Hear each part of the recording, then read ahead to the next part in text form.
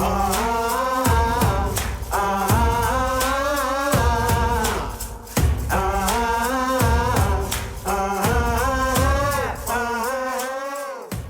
name is Jack Jones. I'm co-founder and now chief risk scientist for RiskLens. My name is Steve Tabachek, and I'm a co-founder and president here at RiskLens. RiskLens came about because I had been doing consulting work on risk analysis, and my consulting clients were telling me, this is wonderful, but we need real software around this, right? Spreadsheets just aren't going to cut it. And so I didn't have the background to do a software company, but I'd known Steve for years, and it worked out perfectly. He came to me and he said, you know, I've invented this way of quantifying IT and cybersecurity risk into dollars and cents.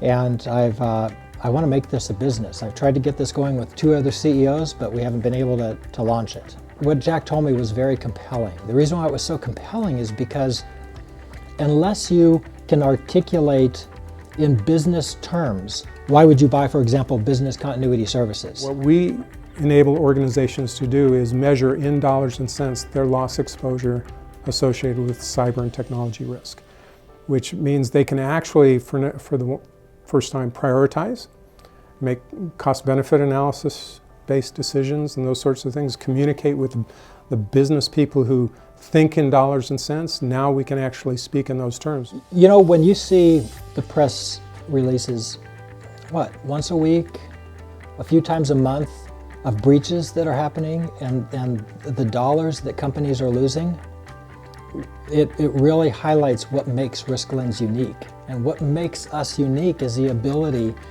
to take very complex technical issues, cybersecurity issues that are often misunderstood, and convert that to a business intellect, into a business language where we can articulate risk in here's your magnitude in dollars and cents, and here's the probability of happening.